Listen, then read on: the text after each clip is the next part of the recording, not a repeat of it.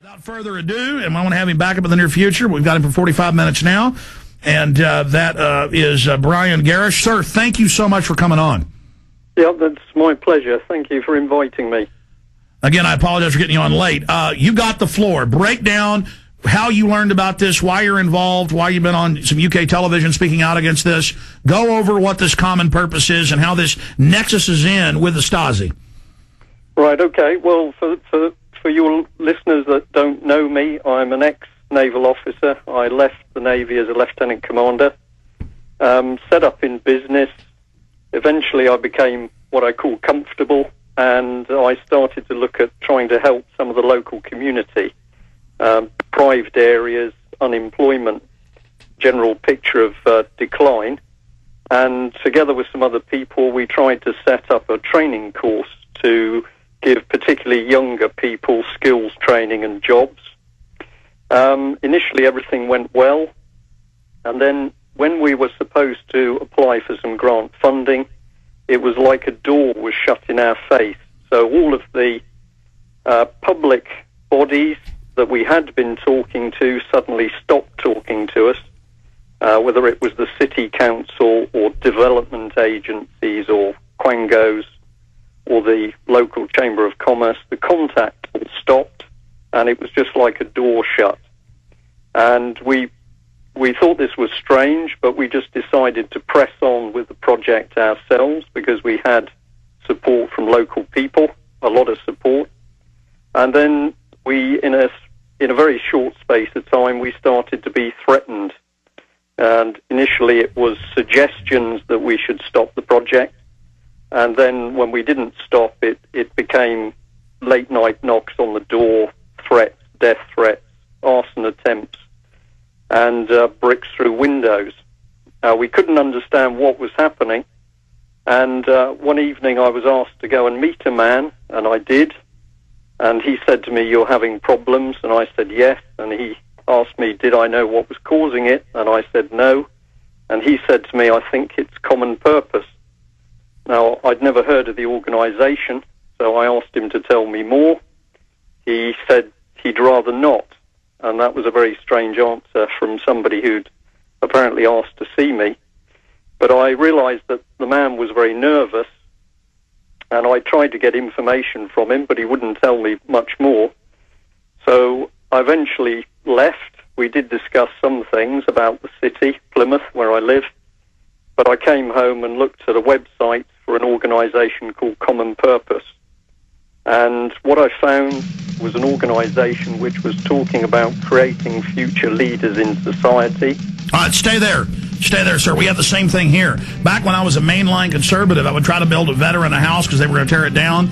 Suddenly we were getting death threats. Police were coming up and playing close saying, "Do you want to attack police?" They don't want any real community activism because that brings sovereignty and local control. And in England, in Europe, in Australia, in the U.S., they go after everybody. We're back live. The same thing's being done here in the U.S. The state police, the Army, we got the documents last week. We called and they confirmed it, are in the Fed protest. We had Army intelligence watching us. It said we were basically terrorists. Ron Paul's a terrorist. You know, all the supporters are terrorists. All their community organizing's okay and federally run, but anything else they go after.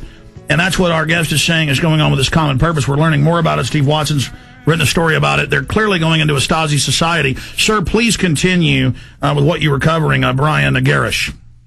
Right, well, Alex, the first thing I'll just say in reply to your comments about the close down, this was one of the key things that we really began to understand later, is that a simple community project, which is going to get people trained, get pride back, and get people earning money and a pride in their community, they don't want that.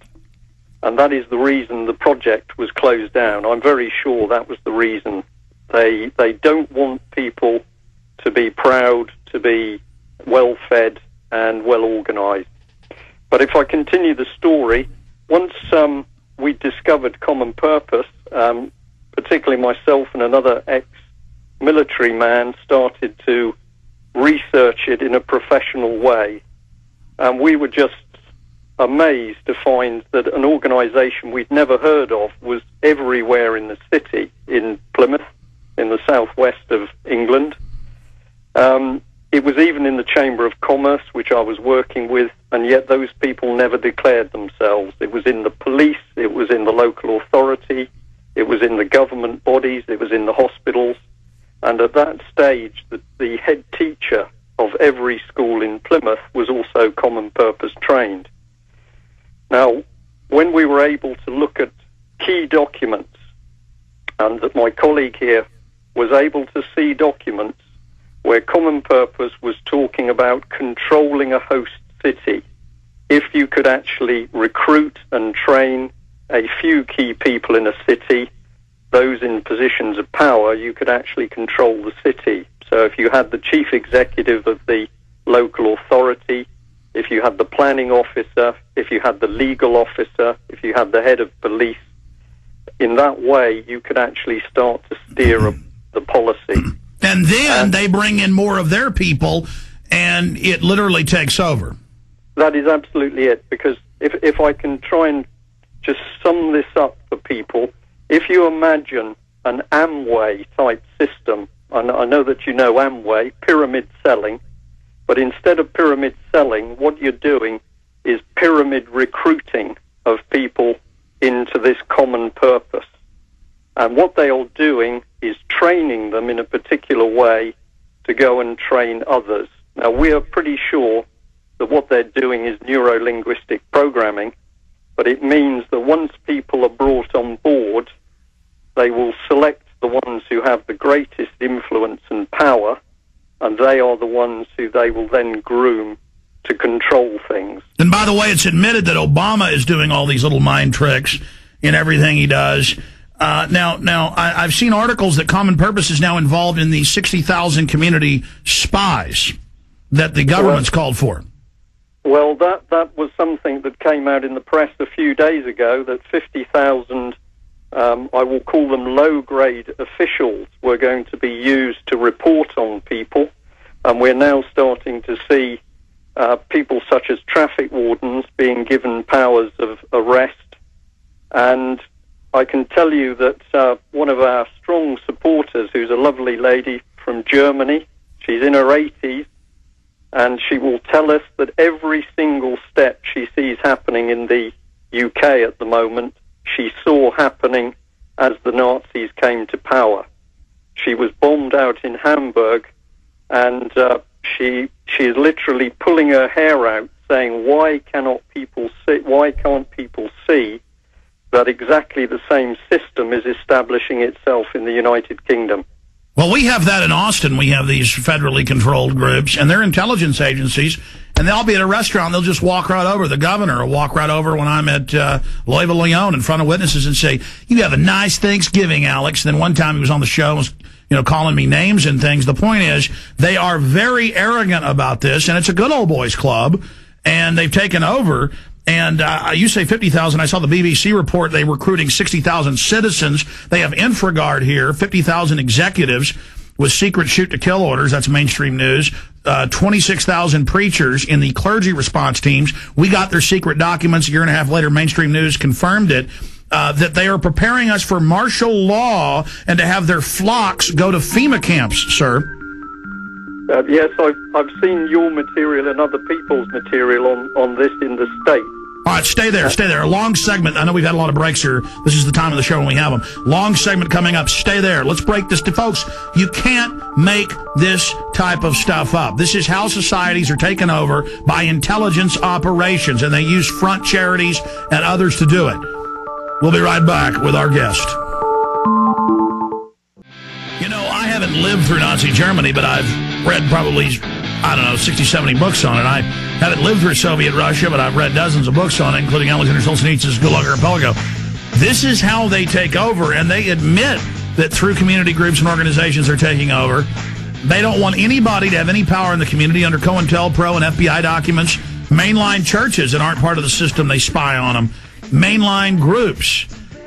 This is the control. This is why our society won't work, why we can't ever get communities going to change the government, because on every issue of wars and open borders and high taxes and regulations and bailouts, you'll have 70 to 99%, depending on the poll on those issues, the vast majority against it, but it just continues. Because they control the whole system, and now they're going for broke, and Obama's announcing they're trying to pass compulsory service. It's in the House and Senate right now. Schwarzenegger's, all these homeless people, he's making them go to a camp now. I'm sending reporters to California. That's Bloomberg Financial. You can't sleep on the street or in your car now. You got to go to the place where all the drug addicts and everybody else are at with your family. CPS will be there grabbing your kids. But England, I mean, it is really bad. I've got a lot of friends and people in England, two folks that work with me, and Watson was looking at his town, and all the common purpose people are also in the anti-terror operations now, and that's in Sheffield. Same thing in London. Going back to Brian Gerrish, and that's how this happens. You try to get involved in the community, and you just run into this brick wall of these people,